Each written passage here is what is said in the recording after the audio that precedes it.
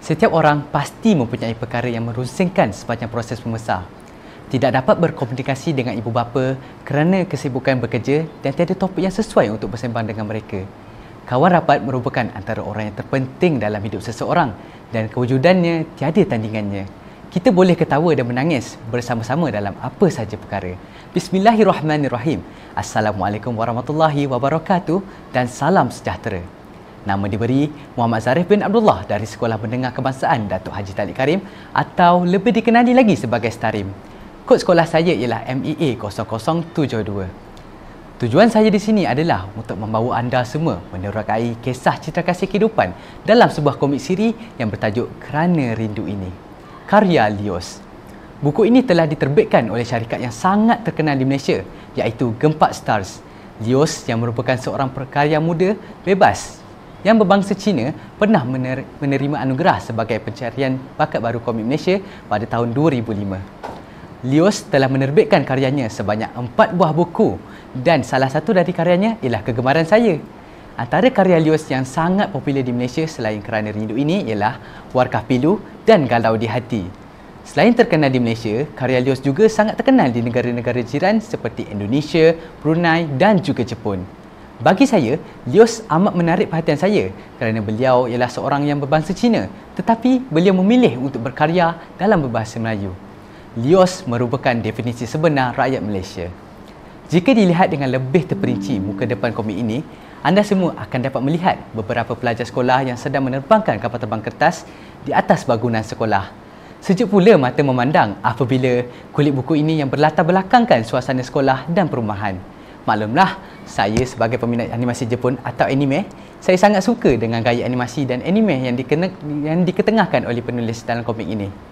Buku ini mengisahkan tentang seorang pelajar sekolah rendah iaitu Felix yang sudah lama terpisah dengan ibunya selama 3 tahun kerana keadaan mental ibunya yang tidak mengizinkan dia untuk menjalankan tanggungjawabnya sebagai seorang ibu dengan baik.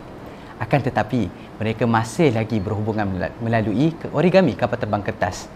Setiap pagi, Felix akan menerbangkan kapal terbang kertasnya ke arah bangunan tempat tinggal ibunya dari tingkat 4 bangunan sekolahnya yang berseberangan. Setiap helaian membawa mesej rindu dan kenangan yang sangat mendalam kepada Felix dan ibunya seolah-olah mereka dapat bercakap secara bersemuka. Buku ini menggambarkan tentang pentingnya hubungan kekeluargaan dan nilai kesetiaan kepada kita. Kerana Rindu Ini, sebuah buku yang pada awalnya saya rasa hanya untuk sekadar bacaan ringan. Dan mungkin agak membosankan. Namun, ia membawa kisah yang menyentuh hati dan perasaan saya.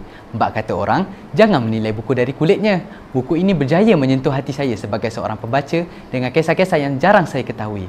Antara bab yang paling menyentuh hati saya ialah apabila Felix yang terlalu rindu kepada ibunya sanggup didenda dengan disuruh berdiri di ruang kaki 534 berkali-kali hanya untuk berkomunikasi dengan ibunya menggunakan origami kapal terbang kertas. Menarik bukan? Perasaan rindu itu membuatkan seseorang sanggup melakukan perkara yang terlarang demi untuk melepaskan rindunya. Pada pendapat saya sebagai seorang pembaca, Felix hanyalah kanak-kanak yang periang seperti umumnya. Jika guru di sekolahnya cuba mengambil berat tentang Felix dan ibu bapanya meluangkan sedikit masa dan perhatian yang lebih, saya yakin Felix tidak akan berubah menjadi murid yang nakal. Situasi ini adalah apa yang sering terjadi pada zaman sekarang di mana anak-anak yang kurang perhatian dan kasih sayang dari insan yang bergelar guru dan ibu bapa sering berubah menjadi anak-anak yang nakal. Dari perspektif seorang murid dan anak pula, kita perlulah memahami perasaan orang lain dan beranggapanlah bahawa orang lain juga mempunyai masalah yang lebih besar daripada kita. Setiap insan pasti ada kisah sedihnya tersendiri. Apa yang boleh kita lakukan adalah saling mendorong dan menyokong. Oleh itu, apabila sikap seseorang di sisi kita tiba-tiba berubah, janganlah kita menjauhkan diri kita daripada mereka ataupun membenci mereka. Kita perlukan sepenuh kesabaran pada peringkat awal supaya mereka dapat merasakan keikhlasan hati kita. Ya, memang benar ia sesuatu perkara yang memenatkan, tapi kita harus tahu bahawa orang yang sakit adalah ahli keluarga dan kawan kita sendiri. Bukankah kita patut berikan lebih banyak kasih sayang kepada mereka? Persoalan dan pengajaran inilah yang saya dapat daripada buku ini. Saya masih lagi tidak percaya buku seperti ini mampu memberikan tauladan yang sesuai pada semua peringkat umur, terutama sekali kepada remaja. Dengan hanya RM12, anda dapat memiliki sebuah buku yang sangat bertauladan dan setiap sirinya mempunyai 178 halaman bercetak berserta 8 bab.